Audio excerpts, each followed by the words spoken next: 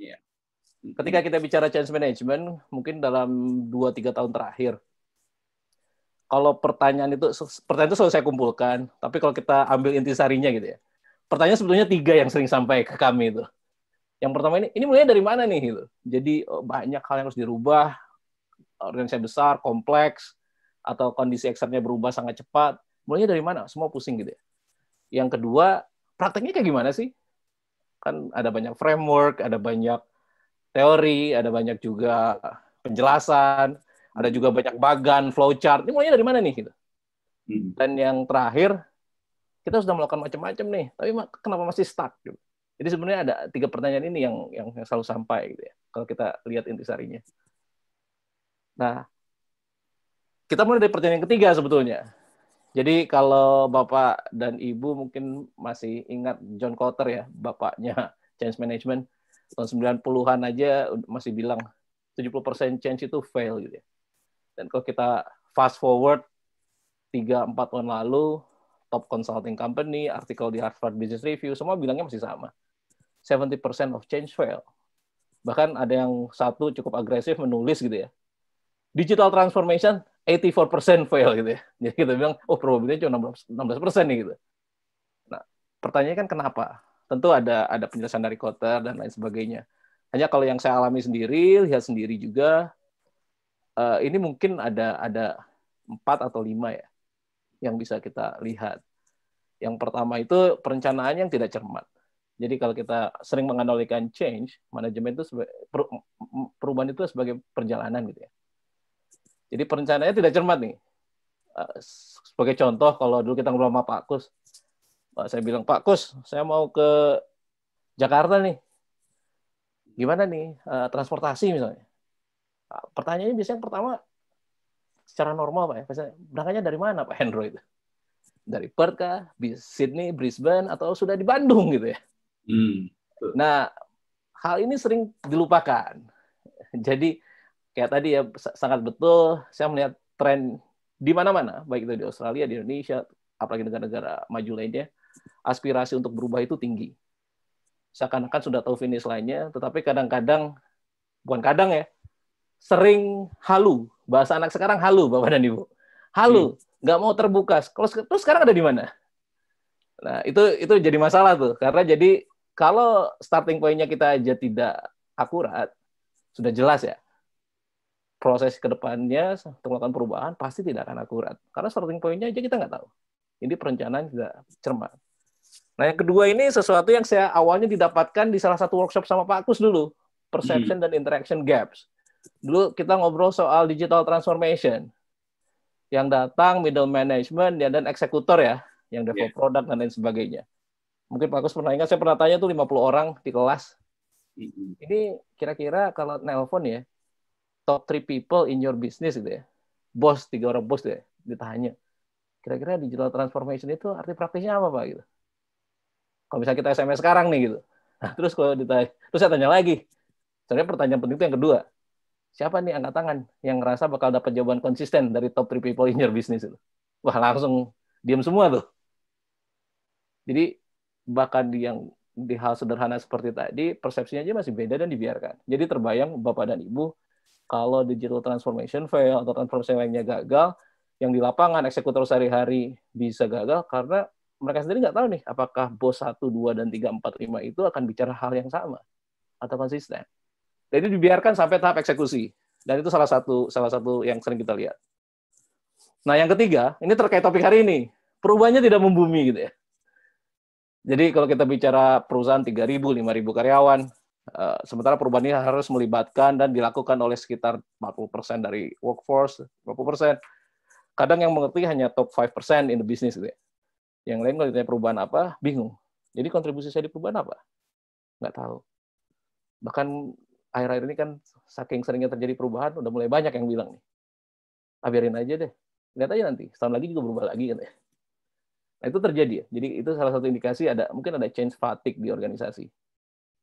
Dan yang terakhir yang sering saya lihat juga mismatch nih antara aktivitas ya dalam mengelola perubahan dengan kebutuhannya. Dan ini kontribusi besarnya 78% karena yang tadi pertama saya bilang, yang sering kita lihat, orang tidak tahu starting point-nya di mana. Contoh paling real yang pernah saya temukan ya, pada saat saya ke Jakarta adalah ketika teman-teman dikirim ikut training gitu ya, 10 series. Jadi training itu sebenarnya training leadership yang 10-20 series yang harus ikut terus. Yang unik adalah training ini digilir gitu ya, antara beberapa GM gitu. Jadi nggak ada sebenarnya GM yang ikut dari 1 sampai 20. Tapi ketika ditanya, sebenarnya masternya apa? Nah, teman saya yang kolega ya, kita bicara kolega kita ini yang ikutan itu sampai nggak tahu sebenarnya saya kenapa saya ikut training ini. Nah, ini sesuatu yang cukup unik, 5 hal ini. Jadi ada banyak aktivitas dilakukan di ranah change management, tapi sayangnya masih banyak yang bertanya gitu ya. Kenapa sih stuck? Dan halnya yang sering kita lihat. Jadi perencanaan tidak cermat, perception sama interaction gap-nya dibiarkan, perubahannya tidak membumi di tataran konsep, dan yang terakhir, tidak klop nih kebutuhan orang untuk berubah dengan support yang ditawarkan melalui aktivitas-aktivitas change management. Yang juga sering dilihat adalah change management sering disamakan dengan campaign. Padahal change management is more than campaign. Campaign itu bisa jadi bagian dari change management. Jadi itu introduction-nya. Kenapa saya dan Pak Kus kemarin berdiskusi practical change ini bisa jadi topik yang kita share ya sore ini. Kalau tidak ada pertanyaan, kalau mau tanya silakan aja Pak ya. Jadi kita mulai perubahan itu sebetulnya orkestrasi, terutama untuk establish bisnis ya. Kalau kita bicara manajemen change management di startup, perusahaan baru, itu relatif ya Pak ya. Saya tidak bilang mudah, relatif lebih mudah daripada perusahaan yang sudah established. Kenapa? Karena tadi ada vested interest, ada kepentingan, ada different personalities, ada juga proses atau sistem yang sudah ada juga konteks eksternal. Perubahan iklim bisnis, atau tadi COVID-19 kena gitu ya. Hadir yang tadinya sudah disiapkan, harus berubah semua. Ibaratnya kemarin kita harus main lagu keroncong, tiba-tiba ada COVID, kita harus main jazz gitu. Dan itu semua menjadi bagian kenapa kita harus melakukan orkestrasi. Dan dua yang sering dilihat adalah kapabilitas. Jadi mungkin kalau kita punya 200 employee, 2.000, 3.000, 60.000 employee, kapabilitas pasti beda-beda. Dan yang terakhir, ada juga budaya yang sudah ada terbentuk di established business. Jadi memang tidak mudah untuk mengelola perubahan, karena ini adalah sebuah orkestrasi. Nah, ini polling yang pertama, Bapak dan Ibu. Ini kalau kita masuk ke klien apa itu Indonesia apapun di Australia, kita selalu menanyakan ini. Ini adalah berbagai reaksi terhadap perubahan. Ada yang, aduh kerjaan saya ini makin banyak aja nih, nggak realistis. Zoom terus. Kalau misalnya di kantor ini jam 8 sampai jam 5 selesai. Kalau Zoom bisa jadi jam 12 malam nih gitu kan. Aduh bikin pusing nih, makin rumit aja. Kalau kemarin kan tinggal ketemu si A, sekarang harus Zoom sama 4 orang, 6 orang, dan sebagainya. Tapi ada juga tuh, wah harusnya dari dulu nih. Yang kayak gini yang sudah saya tunggu gitu ya. Atau juga orang yang jadi, aduh gara-gara proses baru nih. Kalau beli-beli harus ngomong sama orang procurement dulu, orangnya jutek, nah, misalnya kayak gitu. Nah sekarang pertanyaannya nih, kan ada 5 nih, reaksi yang paling sering Bapak Ibu lihat yang mana dalam sebuah program perubahan? Ada yang mau volunteer menjawab? Atau share ya, bukan menjawab ya, share apa dari pengalamannya yang paling sering dilihat yang mana? Yang nomor 1. Nomor 1. Ada lagi?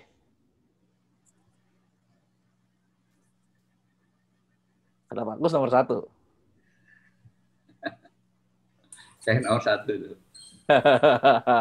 Di kolom chat banyak yang jawab, Pak. Oh, di kolom chat ada yang jawab ya? Tadi saya cek dulu chat ya. Nggak kebaca.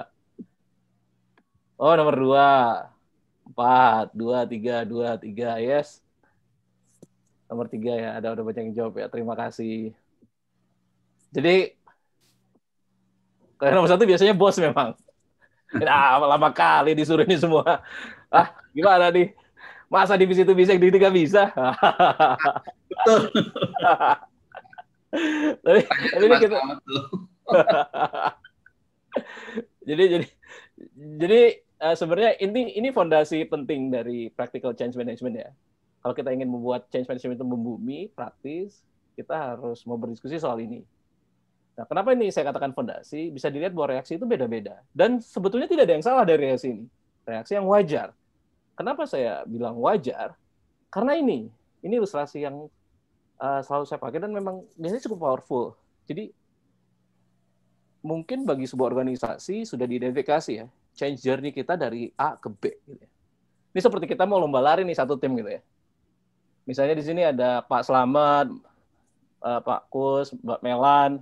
Kita lari kita dari Monas, gitu kan, sampai ke Bogor, misalnya, jauh kan. Nah, asumsinya adalah jam 6 semua ada di Monas. Yang kita lupa, jam 5 Pak Kus ada di mana, Mbak Melan ada di mana gitu ya. Pak Slamet juga ada di mana gitu.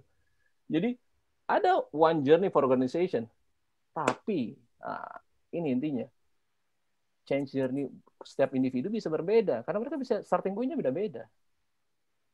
Jadi kalau kita bicara soal going digital sekarang, yang mungkin customer relation, yang berhadapan dengan customer division, mungkin mereka selangkah lebih maju. Yang di bidang teknologi atau IT lebih maju, tapi departemen yang lain mungkin lebih di belakang. Bahkan kalau kita bicara, jangan bicara divisi, kita bicara per orang. Misalnya di perusahaan ada 8 GM, 10 GM. Itu starting point-nya untuk ke arah transformasi yang kita tuju bisa jadi berbeda.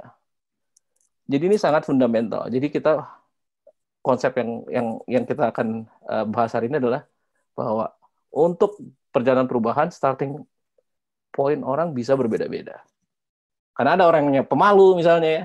Ada orangnya selama ini kalau ada iklan teknologi aja selalu saya skip. Gimana mau digital transformation gitu ya. Ya. Dan ini real gitu ya. Mungkin kalau Bapak dan Ibu tahu dan lihat, pernah dengar gitu ya. Bahkan untuk migrasi, kita bicara migrasi ya. Email, kalau email kan kadang-kadang nih, zaman dahulu tuh email perusahaan tuh masih Yahoo gitu ya. Email. Ini dimigrasi nih ke email perusahaan tuh. Ini masih banyak yang nolak nih gitu. Gimana mau digital transformation ketika migrasi email saja masih susah. Dan itu yang terjadi. Starting point orang berbeda-beda. Tapi pertanyaannya, starting point berbeda-beda, apakah mereka tidak mau berubah? Belum tentu. Jadi itu yang perlu kita lihat bahwa starting point orang berbeda-beda, mereka semua mau berubah, karena itu support-nya pun akan berbeda-beda ya. Di situ. Nah ini salah satu contoh nih, Bapak dan Ibu, prakteknya. Ini yang foto kanan itu kita lagi bicara waktu itu perubahannya bagaimana advanced analytics diintegrasikan ke operation. Bisa dilihat ya workshopnya sticky notes, orang bilang agile sekarang ya, agile pakai sticky notes, metode Scrum, apapun itu namanya, ya kan? Kita tulis-tulis pakai spidol. Wah kelihatan kayak kreatif banget gitu ya Pak ya. Di bagian bawah itu workshop yang kita lakukan juga. Manajemen, bagaimana dengan permainan games, kita pakai Lego, Duplo, dan lain sebagainya. Ini yang di atas Pak. Ini saya dangdutan, Pak. Ini saya dangdutan 4 jam. Kenapa? Karena kita berhadapan dengan frontline. Kita bicara mengenai konsep perubahan di lapangan. Konsep yang sederhana dan juga bisa diingat sampai 3-6 bulan ke depan. Kita lakukan dengan dangdutan. Jadi waktu itu kita menjadi satria bergitar. Jadi bisa dilihat bahwa starting point berbeda-beda, maka treatment-nya pun berbeda-beda. Ada pertanyaan dulu sebelum kita lanjutkan?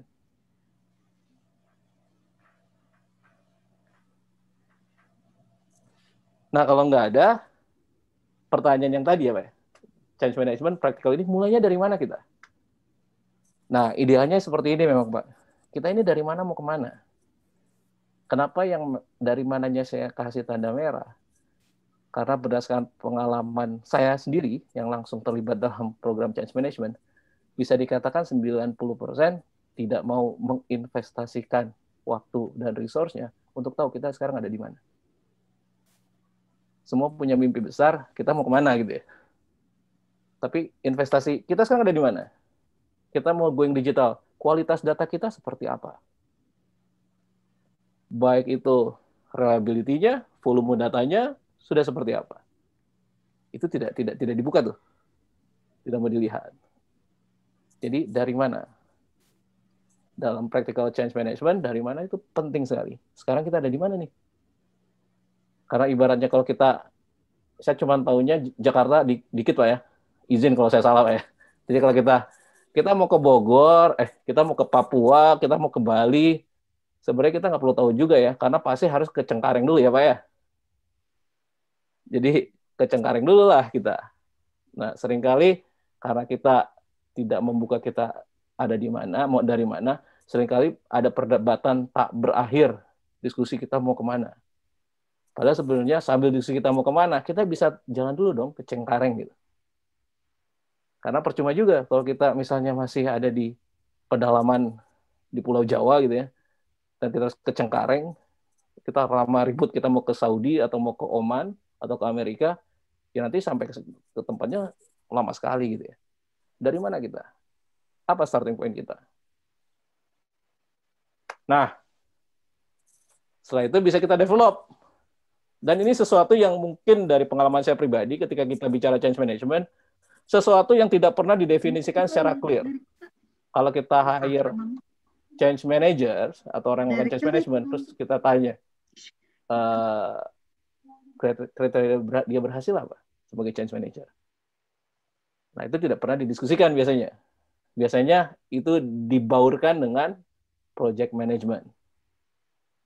Nah, dari perspektif kami ketika melakukan change management, ada 3 hal sebetulnya yang harus dilihat. Yang pertama, change management itu sukses kalau memang terjadi perubahan kebiasaan. Jadi kalau ibaratnya yang tadi ya, productivity improvement, nilainya $100 juta. Kalau 80% saving, itu karena menunda membayar maintenance, itu bukan transformasi.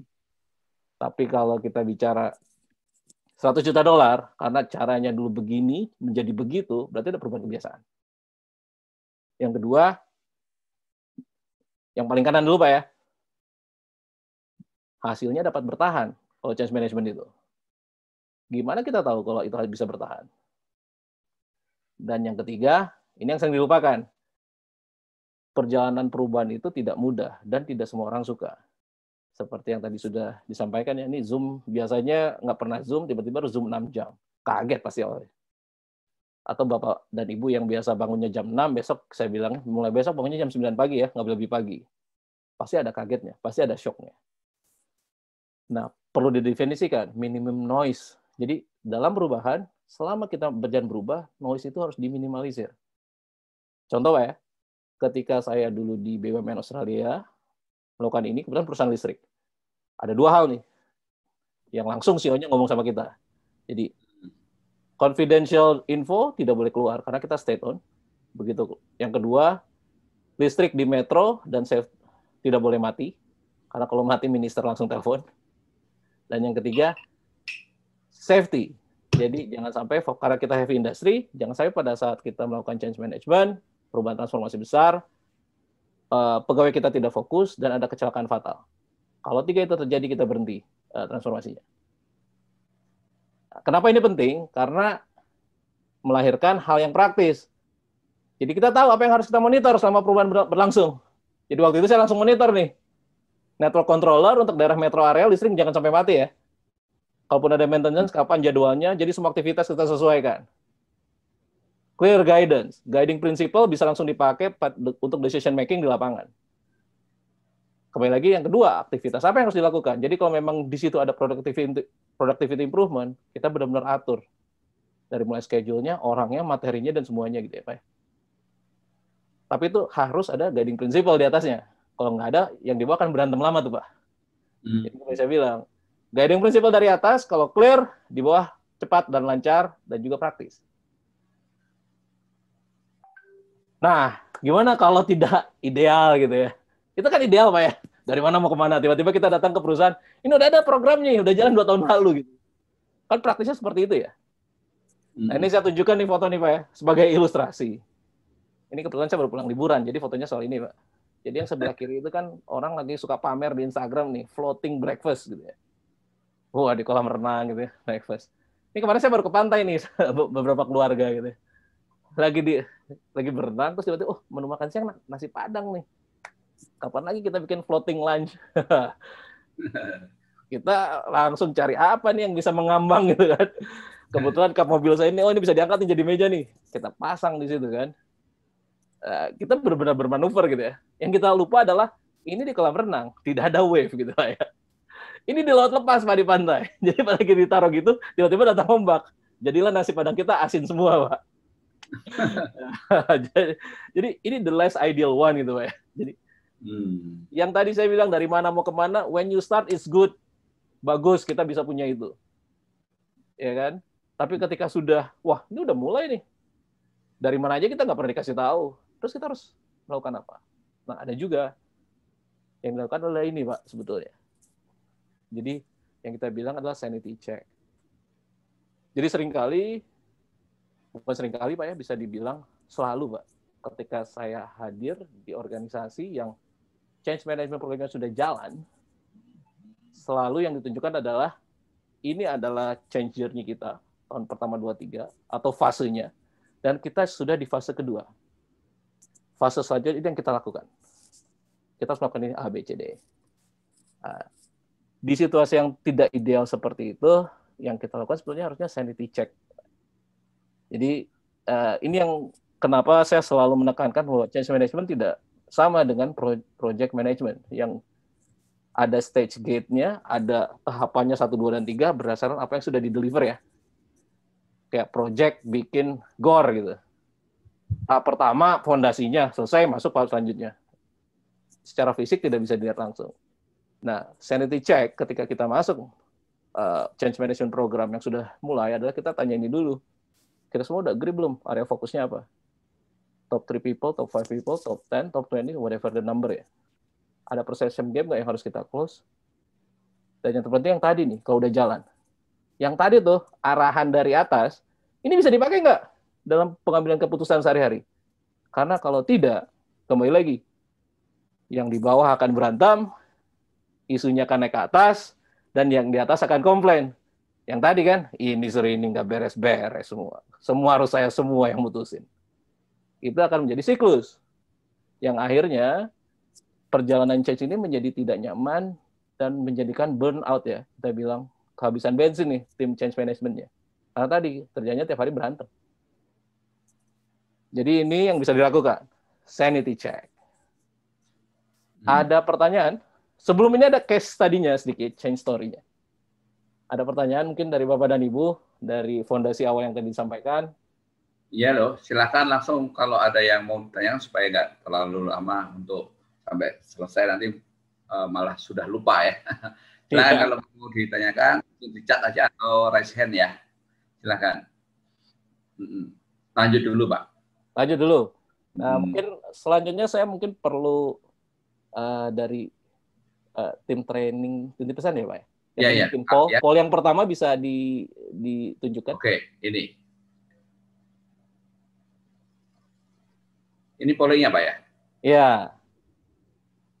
Jadi peserta kita di chat aja gitu ya? Di chat boleh. Jadi kalau kita bicara change management Pak ya, kan ada kita bilang cerita untuk menginspirasi, change story. Nah, selama ini kalau Bapak dan Ibu pernah terlibat, pernah memimpin, cerita apa yang paling sering didengar dari pemimpin ketika bicara soal perubahan? A, ya, agar mau berubah, bangkit. C itu menghadapi resistensi. Ya. Kita tunggu 1 menit lagi, kalau ada yang belum. Tentang kalau saya D itu, kalau saya D. D, wah mantap. Memang ini. Oh ini nih udah dimasukin nih. Oh, oke. Kalau mau jawab di situ boleh. Ya. Silakan, ini lebih bisa ini ya. Okay. Ya, jadi persentasenya bisa langsung dilihat ya. Langsung dilihat, oke. Silakan Bapak dan Ibu pilih ini pakai pollnya Bapak dan Ibu.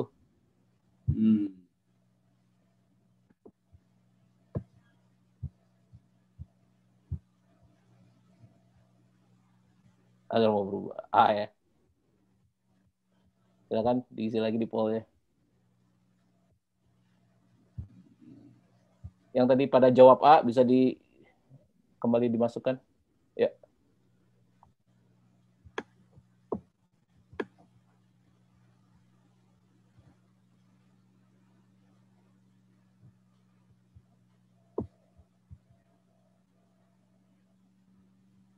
Wah, ada yang kreatif nih.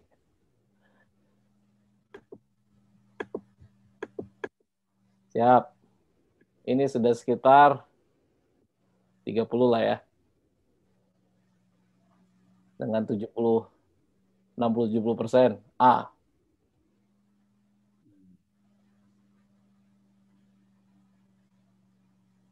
Sip.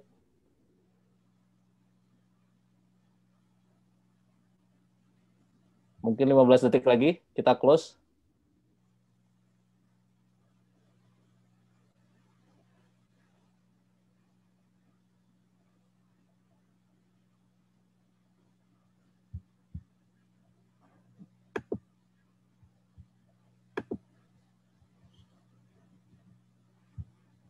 Ya. Oke, kita langsung bahas Bapak dan Ibu ya. Terima kasih udah sharing. Jadi kita bisa bilang 60% A, 30% C, jadi 90% A dan C gitu ya. Nah, ini yang menarik, Pak. Jadi kita bahas karena topiknya liburan, Pak. Kita bahas dengan analogi liburan ya, Pak ya. Jadi ini ibaratnya kita mau perjalanan, bawa anak-anak dalam mobil, kita berangkat gitu ya. Nah, yang A dan C itu yang memang sering kita dengar, karena memang biasanya cerita A dan C itu cerita yang kita dengar pada saat kita memulai perubahan. Benar, Pak ya? Betul. Nah, yang menjadi masalah, Pak, seperti saya bilang tadi, bahwa perubahan ini perjalanan. Kadang kita sudah di tengah, sudah dekat gitu ya, atau harus ganti rute gitu ya. Cerita A dan C itu kadang bisa menjadi tidak relevan. Jadi kalau ini joke yang paling sering saya ketawa gitu ya, ketika pernah berbicara baik di Australia atau di Indonesia, perpindahan eksekutif A, B ke perusahaan loncat-loncat gitu ya. Ini yang di bawah, kalau ada yang pindah, oh Bapak itu baru pindah ya? Udah dengar belum tentang cerita perahu yang terbakar gitu. Jadi ceritanya sama, diulang-ulang tentang mengawali perubahan. Which is good, which is okay. Nggak apa-apa. Tapi ketika kita bicara change story yang practical, kembali lagi. Ada di mana pada saat kita berubah, kita harus bersiap menghadapi resistensi. Ada di mana ketika kita menjalani perubahan, kita harus berkompromi. Di mana itu terasa seperti kekalahan, Pak ya. Bagaimana kita harus menginspirasi tim kita, menginspirasi organisasi. Ada juga, dan ini penting juga yang seperti Pak Kus bilang, merayakan keberhasilan. Program baru, inovasi, itu biasanya disorot banyak orang. Quick win membangun kredibilitas. Permasalahannya seringkali quick win dan kredibilitas itu tidak diceritakan dengan cermat ya, dengan audiens yang tepat sehingga terus membangun momentum. Jadi sebetulnya cerita ABCD dan cerita lainnya bisa dipergunakan asal sesuai dengan change journey.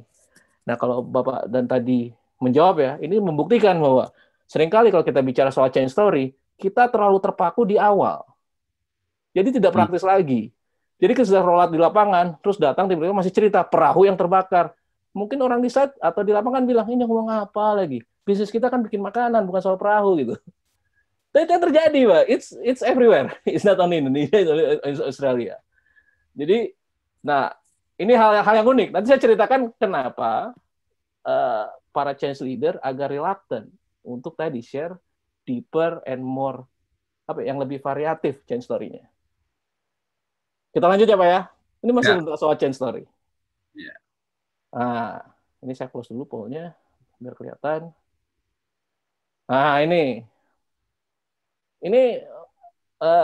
familiar nggak Pak? Kalau tadi ya soal kenapa harus berubah. Dunia terus berubah. Yang tidak berubah akan musnah dan ketinggalan. Ini memang tidak mudah. Tapi kalau bersama-sama kita pasti bisa melaluinya. Saya pastikan manajemen sangat mensupport perubahan ini. Sound familiar nggak Pak? Atau Bu? Sering ya dilihat ya di newsletter perusahaan gitu ya. Ini kalau ditempel gitu ya, terus ada orang lewat deket kulkas gitu ya, di tengah-tengah dapur, tanya supportnya pakai doa bro katanya.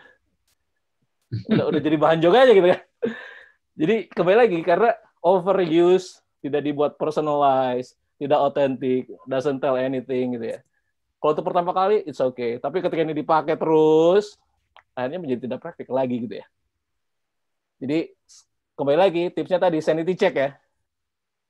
memang percaya, memang mau berubah, mau terinspirasi. Kenapa kita tanyakan hal itu? Karena kebetulan di salah satu yang kita kerjakan beberapa waktu lalu adalah mengenai developing change agent. Nah, change agent orang dari level atas sampai level yang di lapangan. Yang kita latih adalah bagaimana mereka tell change story. Nah, waktu itu yang yes, ada pertanyaan? Waktu itu yang kita bahas adalah bagaimana menjawab jangan seperti tadi robotnya corporate gitu ya. Jadi dibuat praktis. Karena orang nanya kan bukan pada saat bekerja. Kadang-kadang baru pulang sholat dari masjid atau pulang dari gereja, dalam mobil ditanya, kenapa sih kamu mau ikutan program itu? Kan nggak mungkin jawabnya. Ya, karena ini sesuai dengan strategi kita. Ini apaan sih gitu kan? Lagi jajan bakso ngomongnya kayak gitu. Hal seperti yang kita coach gitu ya. Sehingga keluarlah cerita-cerita yang otentik dan praktis yang bisa di-share oleh setiap change agent. Nah, ini contoh yang lainnya gitu ya. Ini kali ini terkait dengan digital gitu ya. Ini sering kita baca gitu ya. Bahwa kita akan menjadi organisasi yang fokus kepada kualitas pelayanan konsumen. Penggunaan teknologi digital akan mengamplifikasi customer experience secara transformasional. Kalau kita ke shareholder, ya share bisa naik lah ngomong kayak gini gitu ya. Tapi kalau kita practical change management di dalam, bisa dibayangkan reaksi orang dalam ya. Ini apa gitu ya. Di awal oke, tapi ketika overuse, kita akan bingung sendiri. Gitu.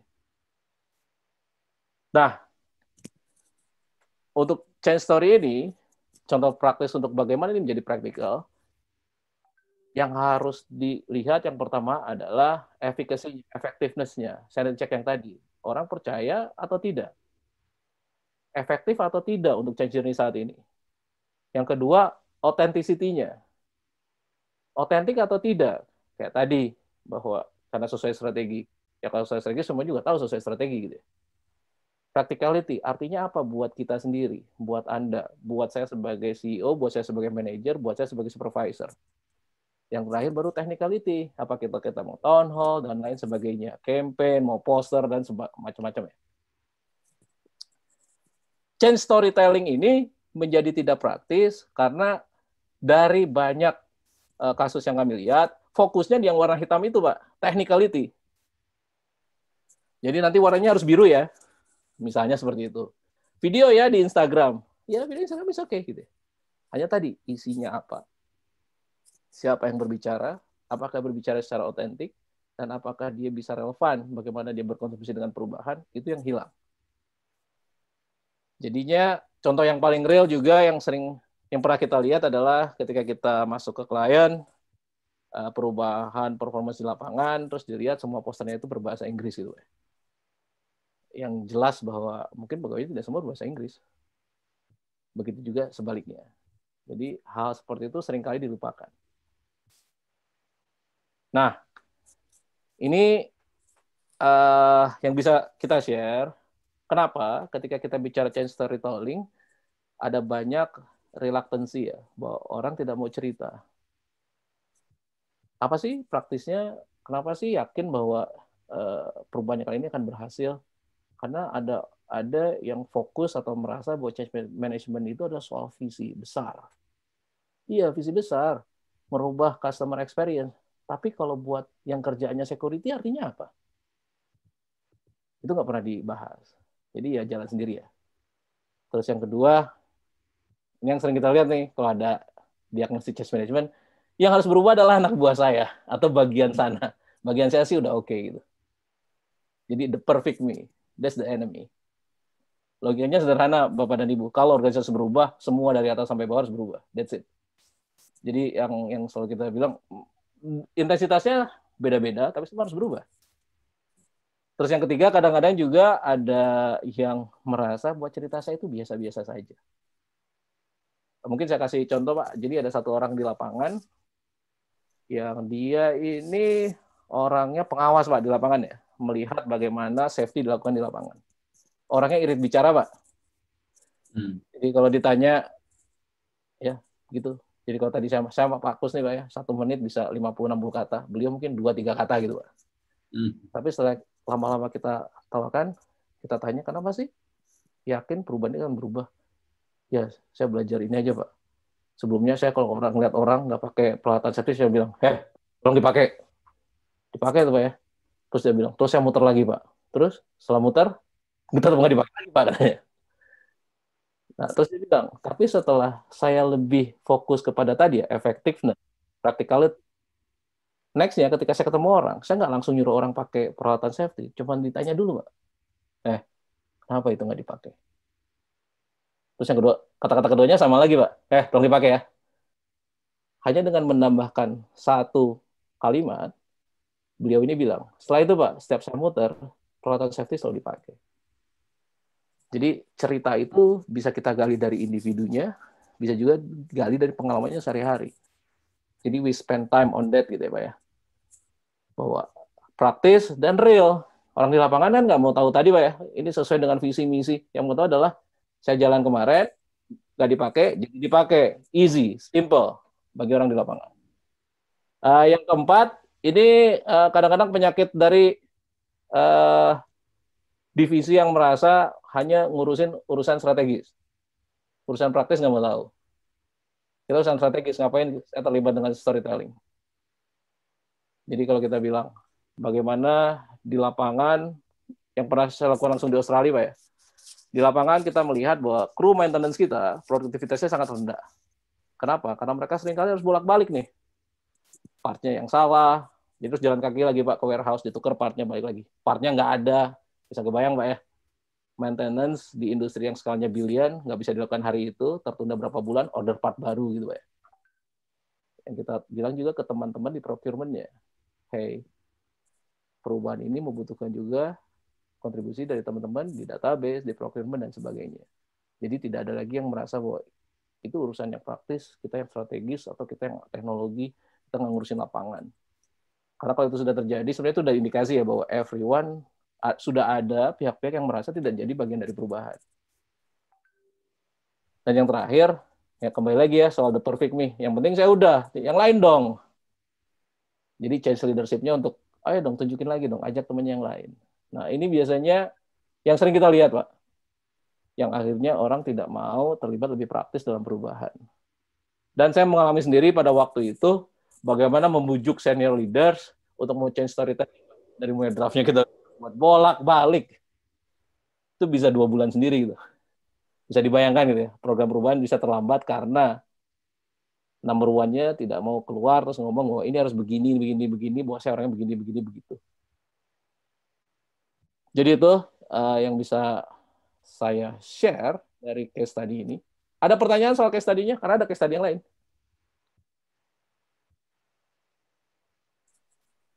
Kalau nggak ada, ini mungkin ada chat ya.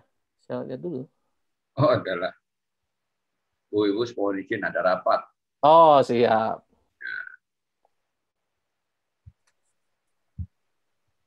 Ibu Intan. Nanti Ibu Intan saya jawab ya, yang nomor satunya. Bu Intan udah nanya itu ya. Ya, nah yang kedua ada referensi. Referensi ini maksudnya kalau referensi biasanya mungkin lebih internal ya Bu ya. Cuman yang bisa saya share begini Bu. Pada saat create storytelling ada 2 elemen Bu. Jadi harus ada 2 elemen. Elemen pertama ada elemen yang standar. Standar kenapa kita harus berubah? Ada beberapa yang standar dari ada line dari corporate ya Bu ya. Elemen kedua adalah elemen yang personalized. Jadi kemarin ini ada yang kita training dengan kertas, ada juga dengan video, macam-macam Pak ya metodenya. Beberapa pertanyaan yang bisa ditanyakan seperti ini Bu. Untuk organisasi yang sudah established gitu ya. Ada juga yang pertanyaan begini. Oke, suruh cerita terus kita tanya, kenapa yakin nih perubahan kali ini akan berubah? Karena udah berkali-kali mungkin ya. Terus yang kedua, kenapa alasan untuk berubah itu? Tolong dikasih contoh dengan contoh dari divisinya. Gitu ya. Nah, ketika itu kita roll out dari mulai level atas sampai general manager, itu yang biasa kita lakukan adalah kita duduk dengan mereka dan kita ini pressure test ya. Kita bilangnya pressure test. Kenapa pressure test? Karena untuk menyiapkan Bapak dan Ibu ini akan nanti berhadapan langsung dengan para karyawan di lapangan, mereka bisa menjawab gitu. Karena kalau tadi bilang, kenapa sih harus berubah? Ya karena ini arahan dari CEO atau apa segala macam. Orang lama tuh, emang lu kenal CEO-nya? Selesai urusannya. Terus yang kedua, Bapak Ibu sih enak, di kantor di Jakarta ber-AC. Saya nih tukang las, panas-panasan, kulit hitam, apalagi pandemi gini. Bapak dan Ibu enak aja ngomong. Nah, jadi kita biasanya role play Bapak dan Ibu pada saat kita roll out. Sehingga keluar itu, yang otentik-otentiknya. Kenapa sih perubahan ini penting bagi Anda? Yang kedua, kenapa sih ini yakin akan berhasil? Terus yang ketiga, perubahan apa nih yang harus dilakukan di divisi Anda? Biasanya kita tambahin juga yang keempat nih. Terus kontribusi Anda sendiri apa buat dalam perubahan ini? Dan itu kita grill, Pak dan Ibu. Jadi kalau dibilang referensi kita nggak bisa kasih yang betul ya. Tapi di develop based on at least dari 4 pertanyaan itu. Jadi ketika orang bercerita tadi, lagi di dalam mobil, jajan bakso, dia ceritanya ngalir tuh, Pak. Karena memang dia cerita tentang dirinya kok. Hanya ditambahi dengan konten yang standar. That's the change storytelling. Oh, ini ada pertanyaan bagus nih. Dari Pak Setiawan dulu ya. Storytelling ini sampaikan di pagi hari, Senin sampai Jumat, 15.30 menit sebelum bekerja. Itu salah satu cara, Pak. Bisa secara reguler, apalagi kalau keberhasilan. Jadi dulu, ini salah satu teknik nih Pak ya, contohnya pin. Jadi dulu setiap Jumat kita bikin pin. Pin itu apa? Ketika tim kumpul gitu ya, tim change itu biasanya burn out. Oke, story-nya pin ya, 3. Apa P pertama? Apa yang positif minggu ini terjadi? Terus yang kedua, I. Pin ya Pak ya, I-nya I Indonesia. What's interesting about this week? Nanti akan cerita challenge segala macam. Sengaja kita nggak bikin buat barrier ya, karena untuk test the positivity. Terus N-nya itu next. Nah, sebagai fasilitator, kita nanti tahu nih, yang mau next itu yang mau kita hajar yang positifnya atau yang interestingnya. Oke, what's next then? Kalau itu positif, biar kita itu akan terus rolling, apa yang perlu kita lakukan minggu depan? Yang I, yang interesting. Oke, dari itu perlu tahu insight apa lagi. Jadi pin, itu salah satu teknik aja Pak ya. Pak Setiawan tadi, bisa dipakai welcome to use gitu ya. Itu satu yang pernah kita pakai gitu ya. Tapi kembali lagi tergantung situasi dan organisasinya. Terus seminggu sekali kita roll out. Nah, mengenai yang lain sebetulnya saya lebih ke arah storytelling ini ada yang formal, tapi diusahakan lebih banyak informal. Kalau bisa, change storytelling ini efektif ketika obrolan di dapur. Kalau itu udah selesai, udah tentang perubahan, itu tandanya kita berhasil. Kan kalau udah dibicarakan di rumah gitu ya, di RT gitu ya. Kan kadang-kadang kalau kita di operation di Indonesia ataupun di Australia itu sama ya. Liburnya ke tempat yang sama, residensial. Udah mulai mereka secara natural ngomong, itu berarti message sudah keluar dan sudah diserap dengan baik gitu ya, tanpa harus banyak email corporate dan segala macam. Dari Pak Ruben. Kenapa? Ada pertanyaan dari Pak Ruben. Pak Ruben. Change management yang berhasil identik dengan perubahan di level top management sampai dengan manajerial. Itu salah satu pilarnya, Pak. Tapi juga tidak semua soal manajemen. Jadi, to be honest, Pak ya, saya seringkali menjadi penengah itu. Ya tadi manajemen ini lambat kali, terus ini manajemen nggak pernah benar. Jadi kesannya semua salah gitu. Tapi perubahan yang berhasil adalah yang semua merasa jadi bagian dari perubahan tersebut. Dan sebetulnya tugas dari change manajernya membantu memfasilitasi agar setiap orang mengidentifikasi perannya dalam perubahan itu. Jadi kalau kita bicara stakeholder management, bukan si A berpengaruh, si B bukan. Direktur operasi, kita mau dia berperan apa dalam perubahan ini? Supervisor di pabrik, dia pengennya dia harus berperan apa dalam perubahan ini? That's how you make it practical. Jadi kalau tidak praktikal ya tadi hanya ya dia berpengaruh, itu berpengaruh apa? Not practical. Jadi gitu Pak Ruben ya. Yes, tapi tidak cukup. Karena perubahan itu harus semua. Bahkan kalau bisa tidak ada strategi manajemen dan saya staff. Kita semua bagian dari perusahaan yang sama. Kita semua keluarga besar perusahaan yang sama. Di situ saya melihatnya. Pak Endro. Ya. Kalau seandainya ada orang lagi yang betul-betul nggak mau diajak berubah, itu gimana sikap kita? Ini to the point, mantap Pak Kus. Nah ini mungkin untuk level leader ya Pak ya. Jadi flashback-nya gini. Sering dibilang bahwa kita punya alasan kuat untuk berubah. Tapi ada banyak kondisi juga. Perusahaan lagi untung kok gitu. Apa yang harus berubah gitu kan? Enak aja barangan kamu, tidak ada burning platform ya Pak. Ini baru kebetulan saya baru juga dapat ada conversation ya dengan beberapa head of transformation di Perth dalam beberapa minggu terakhir. Jadi begini, the hardest conversation Pak untuk perusahaan-perusahaan yang istilahnya tidak ada the burning platform gitu Pak ya. Bukan dengan yang bersangkutan Pak. Sebenarnya bersangkutannya adalah gini. Change management bagi saya ujungnya tuh cuma dua kan Pak ya. We change the people or we change the people gitu. Kalau nggak bisa dirubah kelakuannya ya udah ganti orangnya gitu. Nah pertanyaannya adalah pada saat tahap change management di reinforcement ya. Ini makanya konversinya paling susah itu sama leader. Apalagi ketika pegawai yang nggak mau berubah itu masih keluarganya atau apa ya gitu ya. Kita bilang, are we neglecting inappropriate behavior or are we rewarding the right behavior? Karena kalau itu tadi yang saya bilang, sanity check. Ketika itu tidak terjadi, ya kita bilang, berarti target compromise dong. Dan memang dalam realitanya, dalam hidup organisasi, sometimes you have to compromise. Sometimes, gitu ya. Sometimes bisa saklek gitu ya. Tapi conversation itu harus terjadi dengan leaders ya. Dan saya pernah di conversation itu beberapa kali gitu ya. Bahwa, look, gitu ya. That's not the right behavior. Ya kan? Ketika kita tidak melakukan apapun, pembiaran, itu simbolik banget tuh bagi yang lain. Pembiaran melahirkan budaya baru. Tapi ketika kita juga, oh ini harus begini, we know ada konsekuensi yang tinggi gitu ya. Jadi di organisasi yang burning platformnya nggak ada, nanti the hardest conversation adalah dengan leadernya. Kenapa? Sebetulnya kredibilitas leadernya yang dipertanyakan. Ketika organisasi lagi bagus, harus berubah, berarti kan karena visi si leader tersebut. Ketika ada yang tidak mau, then we have the conversation with the leader. Berarti ada someone in your team yang tidak buy in with your vision. What will you do about it? Jadi seperti itu Pak ya. Dari Pak Setiawan tadi masih ada lanjutan loh Pak pertanyaannya itu. Apakah ada penelitian tentang hal ini? Bahwa setiap pagi dilakukan seperti ini akan merubah mindset seorang untuk berubah. Kalau penelitian gini Pak ya. Sebenarnya ada dua perspektif Pak mengenai perubahan perilaku. Ada yang bilang bahwa mindset berubah, ya kan? Mindset berubah, perilaku berubah.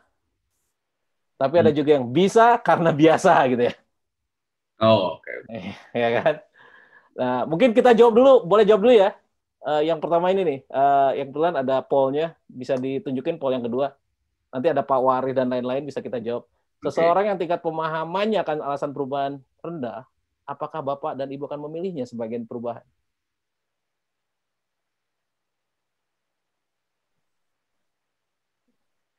Silakan Ibu. Bapak-bapak. Yang kedua ya, mungkin di scroll aja ya. Yang kedua ini. Pertanyaan nomor 2. Ya, tidak, atau galau, bimbang.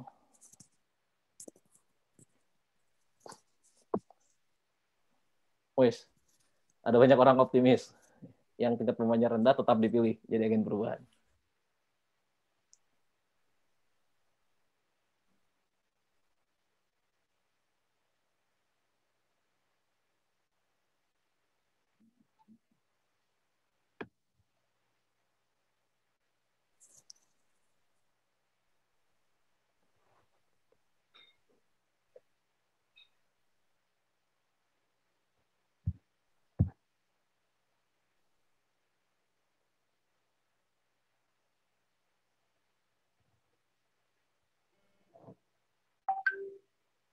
Wah, 50-50.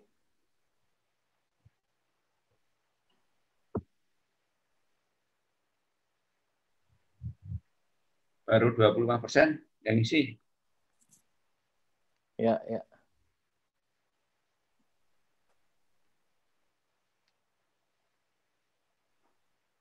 Silakan Bapak dan Ibu. Kita 1 menit lagi Pak ya. Ya. Sambil semua masuk.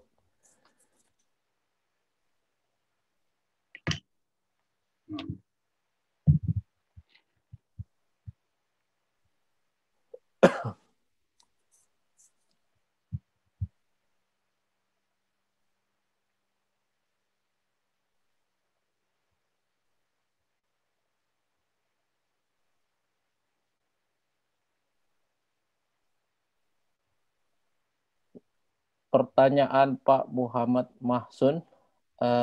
Kita parkir dulu Pak ya, karena ada di 2-3 slide selanjutnya.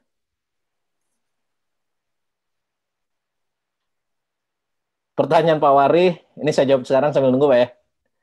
Tidak mau berubah dan beliau adalah top manajemen. Harus bagaimana? Kan nggak bisa diganti. Jadi Pak Wari sebelum tidak mau berubah itu. Jadi kalau yang dalam kondisi seperti tadi ya, itu yang saya sampaikan bahwa ada perception gap berarti di situ ya. Mengenai apa yang harus dirubah dari sebuah organisasi. Jelas di situ bahwa dari top manajemen sampai mungkin beberapa pihak belum sepakat tuh. Itu dulu yang harus kita sepakati. Karena kalau kita bicara staff ingin berubah, manajemen ingin berubah, kalau masing-masing pasti banyak yang ingin merubah sesuatu ya. Tapi kita harus mengerucutkan, kita fokusnya mau berubah yang mana. Karena seringkali mungkin bukan tidak mau berubah, tetapi lebih ke arah sequence-nya ya. Di level manajemen yang sering kita lihat memang ada hal-hal yang bersifat strategis gitu ya, yang tidak, bukan untuk konsumsi publik gitu ya, yang bisa didiskusikan, tetapi juga mempengaruhi akhirnya sequence perubahannya seperti apa. Saya kembali lagi, selalu yang kita tekankan adalah early judging itu sangat kita hindari. Bahwa ini adalah staff versus manajemen atau divisi A versus divisi B gitu.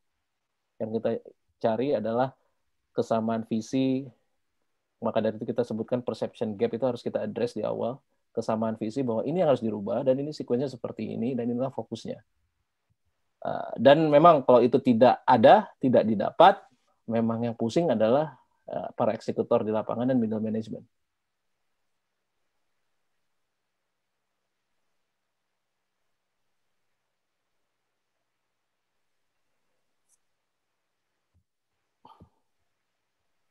Pak Setiawan juga jawabannya di slide selanjutnya Pak ya.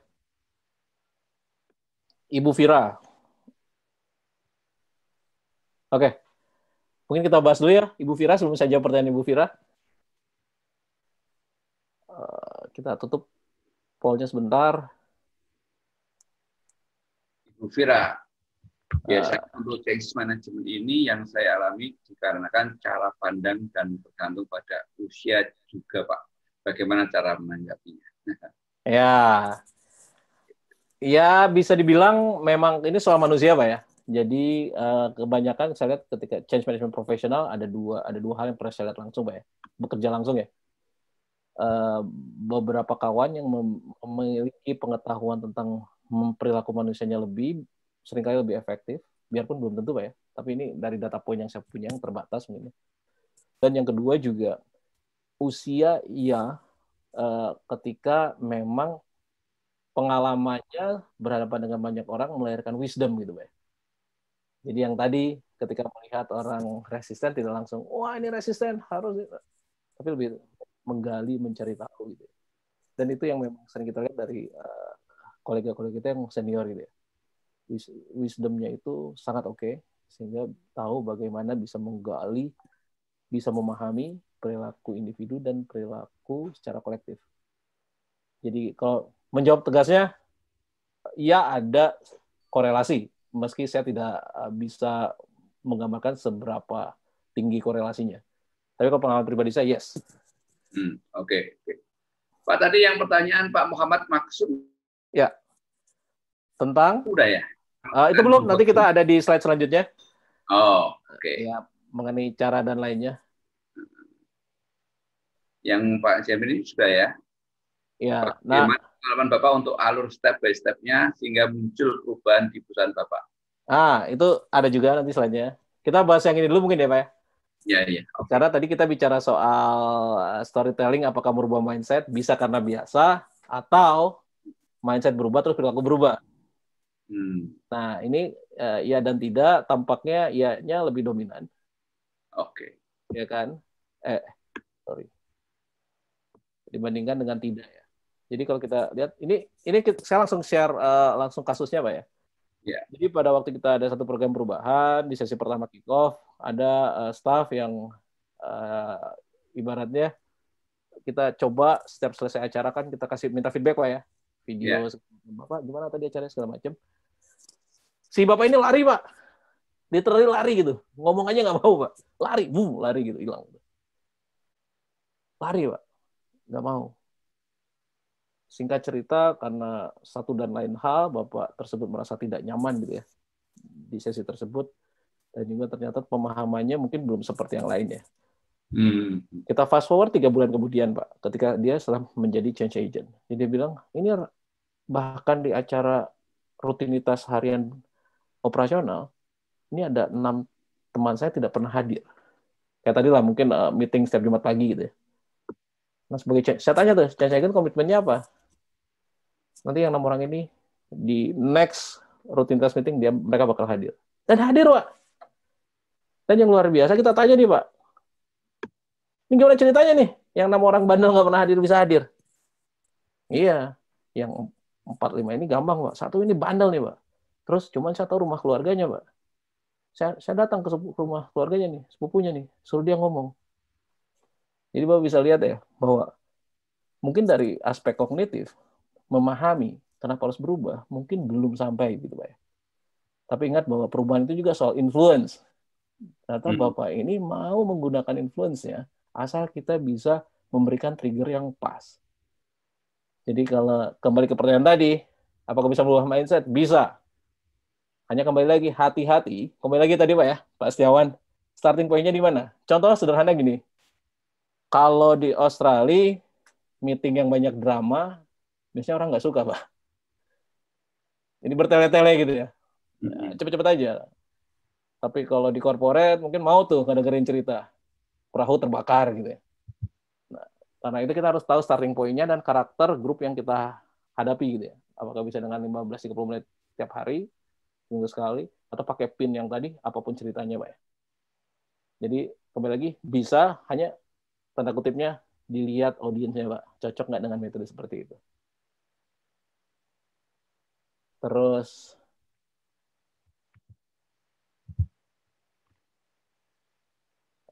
kita lanjut sebentar ya. Tadi ada pertanyaan tentang step by step, Pak ya. Oh iya. Nah, ini step by step-nya, Pak, yang kita lakukan. Jadi yang pertama itu plan sama start, ya. Kita harus tahu dari mana mau kemana. Apakah Pak Hendro ini mau berangkatnya dari Perth atau dari Sydney menuju Papua atau mau Makassar. Terus kalau kita tahu kan Pak, perjalanan kita harus tahu skalanya Pak ya. Pak Hendro ini berangkat sama keluarga, sendiri, satu kampung, satu RT. Karena standar Pak ya, ketika kita bicara, ini training nih, 3.000 karyawan. Bosnya bilang apa? 3.000 karyawan, siapa yang kerja kalau semua training gitu kan. Jadi siapa, apa yang harus berubah, terus siapa yang kira-kira punya vested interest. Pertanyaan nomor 3 yang sering dilewat, Pak. Makanya sering ada blind spot, ada resistensi. Kita harus tahu dulu nih, kalau kita melakukan perubahan ini, siapa kira-kira punya vested interest siapa? Itu pertanyaan yang membutuhkan diagnosis lebih dalam gitu ya. Selanjutnya kita lihat change impact-nya. Kayak tadi, siapa yang harus berubah nih? Tim HR misalnya. Tim HR harus lebih tidak berpaku pada proses, lebih melayani karyawan. Tapi artinya apa itu? Perubahan aktivitas seperti apa? Berubah 20% kah, 40% kah, 60% kah? Sesuai kan nggak dengan skill yang mereka miliki? Atau harus ditambah skillnya? Itu ada di sana semua, Pak. Di Change Impact Assessment kita bilang. Terus tadi sequence-nya, path-nya tuh bagaimana nih? Di tahun pertama, 6 bulan, itu yang kita buat. Nah, yang selanjutnya, tahapan customize dan execute. Kenapa harus customize? Karena kita urusan sama orang, Pak ya. Kadang ada perubahan. Kita plan 2 tahun, tiba-tiba COVID datang, ya harus berubah gitu ya. Tapi pertanyaannya kembali, karena kita melakukan sanity check, semua proses ini berdasarkan pertanyaan. Pertanyaan kalau dari aktivitas tadi adalah, how to engage dan how to influence people. Kayak tadi tuh pertanyaannya Pak Setiawan ya. Mau 15 menit tiap Jumat, 15 menit tiap hari, 15 menit 2 bulan sekali. Itu kita diskusikan setelah kita tahu orang kita hadapi di mana. Itu udah di tahap keempat lah ya. How to assess and respond. Terus how do we know they are effective? Jadi kalau tadi nih, Pak Setiawan udah melakukan tiap Jumat, nggak efektif. Kenapa nggak efektif? Oh efektif, buktinya apa? Seringkali kayak tadi bikin campaign, town hall, itu nggak dilakukan pulse check tuh sudahnya. Nggak ada random interview. Seperti apa sih tadi, kesannya seperti apa. Dan ini terjadi juga kemarin baru-baru di Australia ketika ada yang harus ini di dalam konteks change management ya, pengurangan karyawan atau apa, komunikasi dilempar seakan-akan kalau udah dilempar ya sudah gitu. Jadi kalau engagement itu, saya sudah kirim email Pak, terus udah dibaca belum? Berapa orang yang baca? Berapa yang reply? Berapa orang yang ngerti? Si matrix itu tidak pernah dibuat, nggak pernah diukur, jadinya kita nggak tahu efektif atau enggak. Dan yang kelima, reinforcement. Ya tadi, progress measures-nya apa? Progress atau enggak? Dan paling penting ini, Pak, kita punya mekanisme untuk corrective intervention. Dan key stakeholders harus mau terlibat di situ. Dan yang sering dilupakan, yang terakhir adalah harus punya ancar-ancar sustainability checkpoint. Proyek perubahan berubah, ditransfer ke sehari-hari siapa yang kelola? KPI-nya siapa? Handover-nya berapa lama? Siapa yang megang handover? Dan lain sebagainya. Nanti biasanya kita buatkan juga strategi checkpoint-nya. Itu Pak siapa tadi? Pak Setiawan. Pak Setiawan. Step by step ya. Ya. Terus Pak Asep. Perubahan dilakukan pada organisasi. Biasanya saya lakukan untuk tetap bisa survive. Saya cenderung mengajak karyawan untuk mencintai pekerjaannya dengan harapan ada perubahan positif. Memang perubahan positif bisa dicapai, tapi waktu dibutuhkan cukup lama. Kiranya ada metode lain yang bisa di-share. Ya, tuh.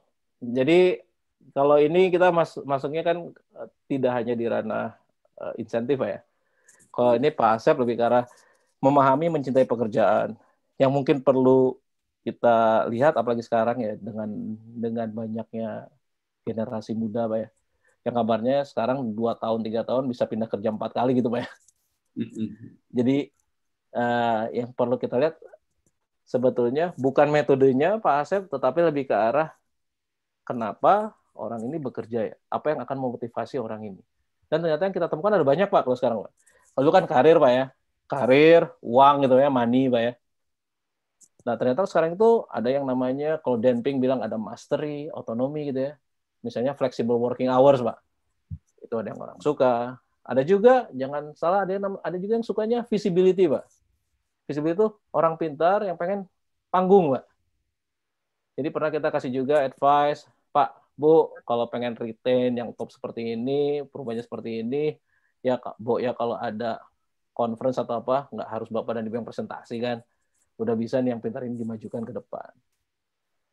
Jadi Pak Asep tadi sudah sangat betul melihat apa sih yang memotivasi mencintai pekerjaannya. Mungkin sarannya sebelum masuk ke metode adalah melihat bahwa sebenarnya apa sih yang memotivasi karyawan untuk bekerja gitu. Jadi didik deeper gitu. Kenapa bekerja? Dan yang kita temukan mungkin ada 6, 7, 8 different motivation ya. Apalagi untuk generasi muda yang sekarang. Ada yang bersifat pragmatis, ada juga yang sifatnya lebih ke arah family, ada yang sifatnya ke arah value. Jangan salah, sekarang ini banyak anak-anak muda mau berubah itu karena soal value. Oh ini cocok nih, value-nya saya banget gitu. Ada banyak tuh Pak Asep. Jadi mungkin yang dirubah nggak ke metodenya, tapi ke arah itu dulu. Karena metode nanti bisa sangat kreatif Pak Asep. Contoh misalnya ada salah satu perusahaan industri media yang saya tahu bahwa untuk motivasi perubahan, ketika sudah perubahan, berhasil, langsung dikasih long weekend off gitu misalnya. Jadi bisa ada short insentif yang bisa langsung diaplikasikan cepat ya, tidak perlu menunggu lama. Tapi itu baru bisa dilakukan kalau kita sudah benar-benar tahu karyawan kita itu termotivasinya karena apa.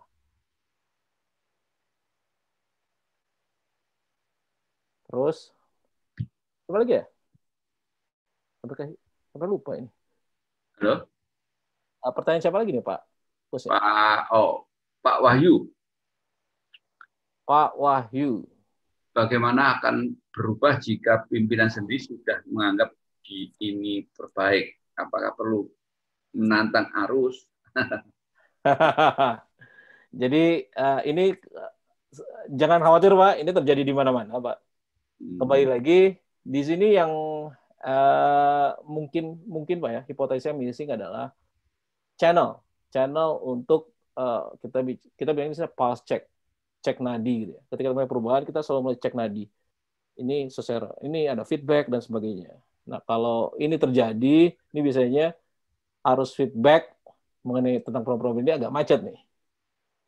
Jadi biasanya practicality-nya adalah baik dari top management atau tim change management-nya secara reguler melakukan pulse check. Termasuk dengan Pak Wahyu, kalaupun ada concern, kembali lagi, ketika kita bicara change management, has to be practical and valid gitu ya. Jadi ketika ini terbaik, ini tidak terbaik, itu adalah sangat vague gitu ya, sangat abstrak gitu ya. Diskusi yang konstruktif dengan tim change management, dengan leaders, dan juga dengan stakeholder yang lain, sebaiknya dilakukan secara objektif. Contohnya nih Pak ya, yang pernah kita langsung lakukan adalah voice of customer.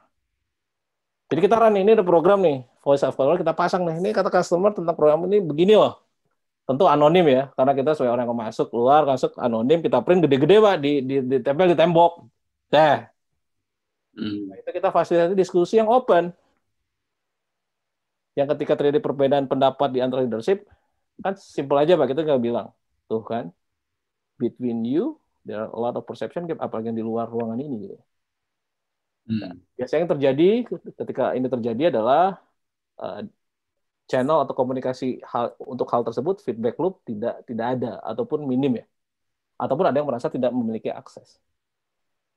Gitu ya Pak Wahyu. Jadi sebelum ke arah menantang arus, saya yakin pasti ada diskusi yang bisa dilakukan.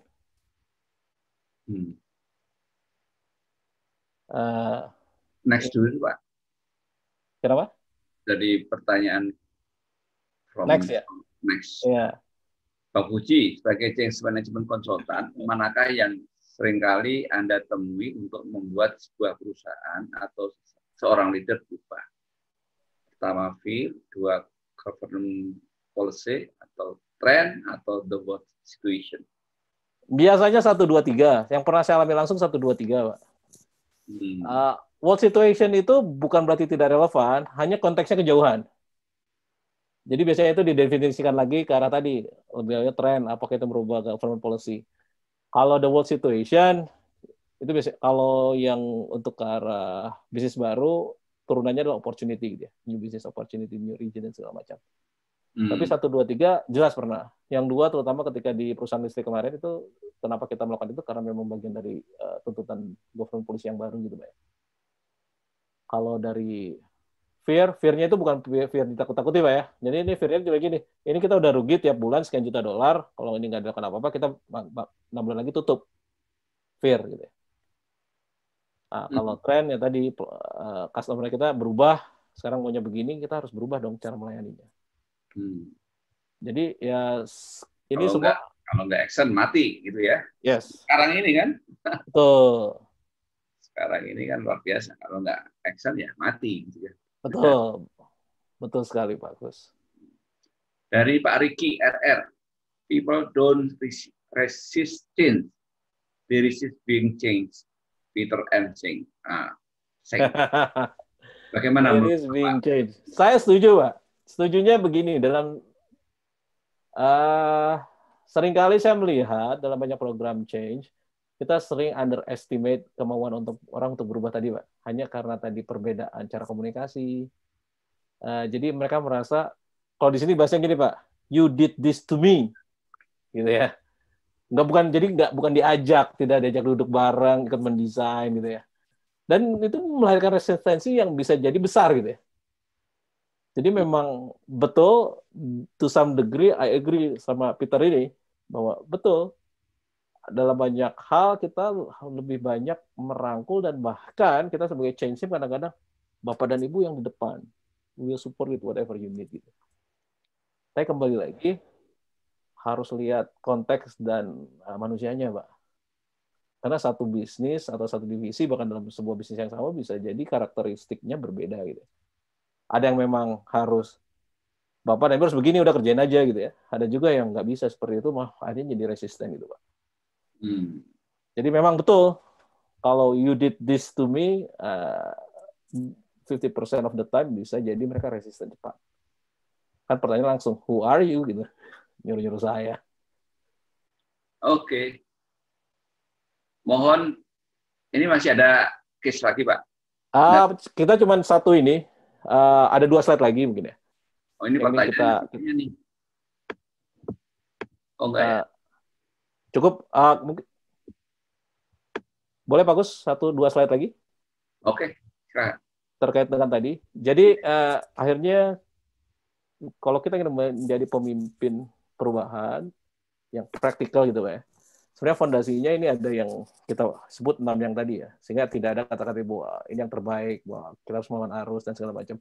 Kita yang pertama itu harus genuinely care ya. Karena change management itu soal orang, Pak. Jadi nggak bisa nih orang nggak peduli sama orang jadi mimpin perubahan, susah. Yang kedua itu sensing, sensible. Dia bisa tahu ketika orang resisten apa, dia bisa menangkap aura yang tersurat dan tersirat, Pak. Harus. Yang ketiga open. Open. Karena kadang cara orang ngomong kan beda-beda, Pak Gus ya. Iya. Sama gengnya biasa sopan-sopan, ternyata berapa dengan orang yang kalau ngomong langsung to the point, frontal gitu ya.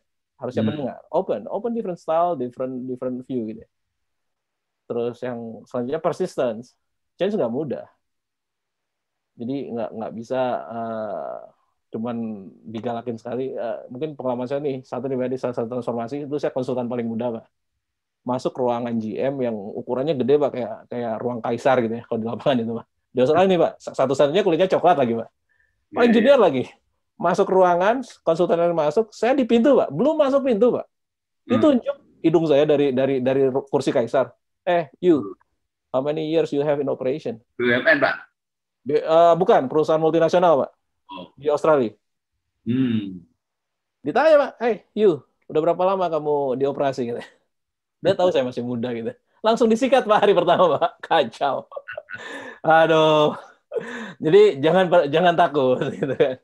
Hal kayak gitu wajar. Kalau kita orang perubahan tuh wajar gitu. Terus berkomitmen. Nah yang terakhir itu Toro Pak. Toro itu detail ya. Kayak tadi. Kalau karakternya beda ya jangan cara yang sama. Gitu. Jadi attention to detail harus bagus. Jadi 6 ini fondasinya. Yang sebelah kanan barulah itu yang aktivitas dilakukan sehari-hari oleh change management practitioner Pak. Jadi yang sebelah kiri yang cukup diingat gitu ya. Ini harus kalau missing satu bubar gitu. Kecuali atau di cover sama timnya gitu ya. Mungkin detailnya kurang, cari anggota yang detailnya bagus itu. Begitu Pak ya. Tapi kalau persistence, open, genuine care, sensible harus. Nah, terus kalau yang tadi terkait dengan alur dan activities yang lain, ini sebetulnya yang kita lakukan ketika change impact assessment, Pak. Jadi seringkali planning itu tidak cermat karena kita tidak tahu basic sama konteksnya. Kita nggak tahu perubahan tuh nanti kalau kita berubah, kita sehari-harinya kayak gimana? Responsibility-nya berubahnya seperti apa? Rutinitasnya seperti apa? Terus existing culture-nya seperti apa? Norma setupnya. Nggak pernah kita lihat dari kecil. Tahu-tahu diinstruksikan aja, Pak ya. Nah, sebagai change management, tugasnya yang pertama memahami konteks, yang kedua adalah mengidentifikasi potensial struggle. Kayak tadi, starting point orang beda-beda. Jadi langsung dijudge nggak mau berubah, mungkin dia struggle. Apakah struggle karena perception sama interaction gap, nggak akur sama GM yang lain, atau kepala divisi yang lain, atau memang harus di training, capability gap, atau ada operational gap. Misal operational gap kayak gini, Pak. Oh, saya nggak punya wewenang, nggak bisa memutuskan di lapangan. Nah, itu harus kita identifikasi. Baru setelah itu yang nomor 3, Pak, sebelah kanan, Bapak dan Ibu. Itu semua aktivitas yang bisa dilakukan, itu baru contoh, Pak. Jadi bisa dilihat ya bahwa sebagai change management practitioner kita bisa sangat kreatif ya melakukan berbagai aktivitas. Nah jangan lupa nomor 1 dan 2 jangan dilewat. Permasalahan terjadi adalah biasanya nomor 2 fokus di capability gap, ujungnya adalah training semua gitu. Akhirnya tadi bos yang tadi apa ya yang di nomor 1 itu tadi reaksi adalah udah di training kemana-mana nggak maju-maju katanya. Ya ternyata masalahnya bukan capability gap Pak, masalahnya yang lain. Nah, ini contohnya bagaimana kita melihat tadi perbedaan karakteristik orang-orang yang sudah kita lakukan. Bahwa ini dari cara komunikasi aja, Pak ya. Objektif, subjektif. Ini real plot yang pernah kita lakukan langsung di project change management. Kita bisa lihat lebih objektif, sementara krunya banyak cara komunikasi lebih subjektif. Yang tadi ya, kalau pakai statistik menyatakan 20% yang tidak mau berubah punah, 30% begini, kecuali begini. Terus dikirim, Pak, ke lapangan, kru yang mau berubah, yang semua cara komunikasi subjektif. Reaksi pertama mungkin, ini banyak banget sih angkanya sampai gue bingung gitu. Padahal harusnya cuma dengan gambar, dengan teks yang simple gitu Pak. Ups.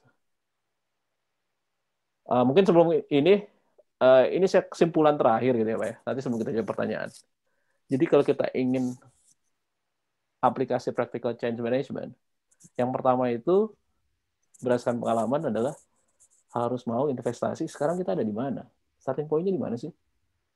Karena kalau kita bicara finish line, semua orang rata-rata tak, atau kadang-kadang masih blur, nggak ada masalah. Permasalahan adalah kalau kita sekarang nggak tahu ada di mana. Yang kedua, sanity check, Pak. Kayak tadi, ada di setiap tahapan soal sanity check. Orang udah setuju atau belum? Udah punya kemampuan atau belum? Hal seperti itu. Terus yang ketiga, sequence does matter, Pak. Nah, ini penyakit yang terjadi di zaman serba cepat. Ketika saya tanya kemarin ya, change management programnya transformasi ada berapa? Oh, kita ada 14 work package. Setiap 14 itu mungkin ada 5, 6, atau 10, Pak, project. Bapak dan Ibu bisa kali sendiri ya. Ada berapa ratus itu ya. Yang duluan yang mana? Oh, semuanya penting. Iya, semua penting. Cuman yang mana yang duluan? Dan memang harus kita push, Pak. Karena kembali lagi, ada yang namanya change fatigue. Kapasitas organisasi kita terbatas. Masih ada, kita harus melayani customer ya. Sambil berubah tetap melayani customer kan. Jadi sequence does matter. Dan ini biasanya difficult conversation sama top leadership. Karena pengen semuanya jalan. Harus di sequence, nggak bisa. Dan yang terakhir, people over process, Pak. Jangan terlalu kaku dengan proses. Ini soal orang gitu ya.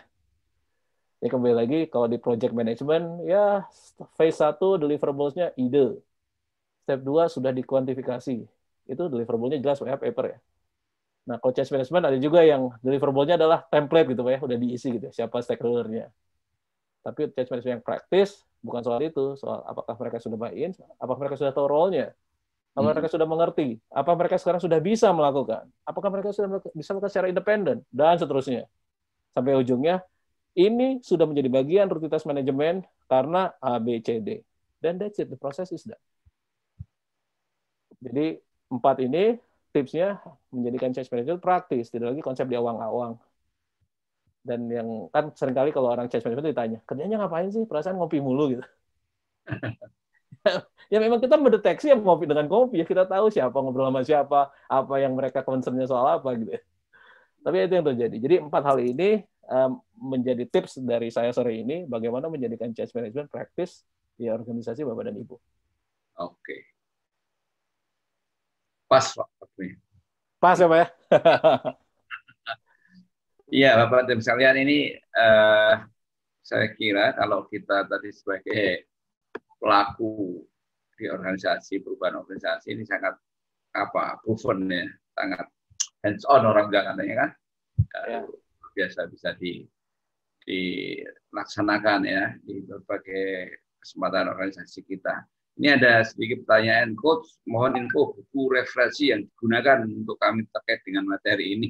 Boleh nanti banyak saya kira referensinya ya. Pak Indro tambah semuanya. Ada banyak, cuman mungkin kalau boleh saya share satu ya, yang bukunya bukan cuma soal change management karena soal manusia gitu ya, yang sering banyak saya baca. Tapi ada satu yang berkesan buat saya, cerita transformasinya Lego, Pak. Lego ya, brick by brick. Jadi Lego itu kan perusahaan keluarga, terus juga yang tadi soal mindset dan perilaku dibahas juga di situ. Itu cerita unik bagaimana Lego 15 tahun lalu hampir bangkrut sampai bisa bikin Lego Movie gitu ya. Itu kan perusahaan keluarga, kan katanya stratanya gitu. Perusahaan swasta paling mudah kalau transformasi, selanjutnya BUMN, paling mudah keluarga kan ya, paling susah. Tapi brick by brick Lego mengangkat transformasi di perusahaan keluarga ya, karena Lego itu perusahaan keluarga. Itu buku yang buat saya sangat berkesan. Kalau memang ada kesempatan bisa dibaca. Ya. Bukunya agak lama tapi it's good reference. Pak Indro. Ya. Kalau dari saya dalam kondisi seperti ini, artinya apakah program change management bisa efektif atau sejauh mana efektivitasnya ketika dilakukan dengan pola online gitu Pak? Aduh, itu pertanyaan yang paling susah memang Pak Gus hari ini. Jadi memang ini yang sesuatu saya pun masih banyak bereksperimen Pak Gus ya. Jadi memang di satu sisi sebagai orang yang deliver change management itu harus face to face Pak biasanya kan. Jika tidak bisa, apa yang harus dilakukan, gitu ya, Pak? Jadi yang memang kita lakukan sekarang, kita melakukan banyak eksperimen. Hanya mungkin satu hal yang sangat kita tekankan adalah kondisi saat ini sebetulnya adalah waktu yang pas kita mempraktekkan change management, gitu. Karena kita semua dipaksa berubah. Ini waktunya preaching what we are teaching, gitu ya. Doing what we are preaching, gitu ya. Adalah waktunya sekarang. Dan yang kedua adalah people over process itu sangat kita rasakan. Kita waktu sempat juga beberapa kali membuat session ya dengan dari corporate. Bagi Bapak dan Ibu, apapun ceritanya ya dalam pandemi ini, kondisi perusahaan dan segala macam, selalu kita tekankan yang dikedepankan adalah empati, Bapak dan Ibu. Bukan instruksi ya. Jadi empati dikedepankan. Yang kedua, akhirnya ketika kita empati lebih di depan, kita akan lebih objektif ya, menilai situasi, gitu ya. Terus yang tahap selanjutnya, kalau kita bicara framework-nya VUCA ya, Pak ya. Kita ini, kalau bagi saya melihatnya ini kita pas bagi banyak industri, kita ada di A gitu ya, ambiguity gitu ya. Kalau kita bicara ambiguity, one of the things that we should do adalah doing a lot of experiment gitu ya. Karena leveling yang tadi semua orang juga mengalami yang sama, let's do a lot of experiment. Nah, untuk melakukan eksperimen, change management-nya apa? Ya tadi ya, karena banyak orang yang tidak nyaman melakukan sesuatu yang baru, atau feedback-nya nggak bagus gitu ya, dianggap gagal. Nah, change management itu ke arah sana yang saya lihat sekarang trennya gitu ya. Dan ada satu aspek juga terkait mental health, Pak, change management practice-nya sekarang. Kita ada kayak untuk tim dinamika ya, Pak Kus ya. Tim Dynamics itu sebenarnya sudah ada teknologinya, Pak. Jadi dengan berdasarkan kita bicaranya tim barometer gitu ya, yang bisa dilakukan reguler dan sudah dilakukan secara online semua. Hanya saat ini kita baru bisa bereksperimen di luar Indonesia karena bahasanya belum ada bahasa Indonesia gitu. Jadi masih berbahasa Inggris gitu ya. Tapi kalau mungkin ada corporate yang memang merasa tidak ada masalah begitu ya dengan timnya, itu juga sesuatu yang kita coba. Kita juga coba dengan eksperimen dengan para mahasiswa.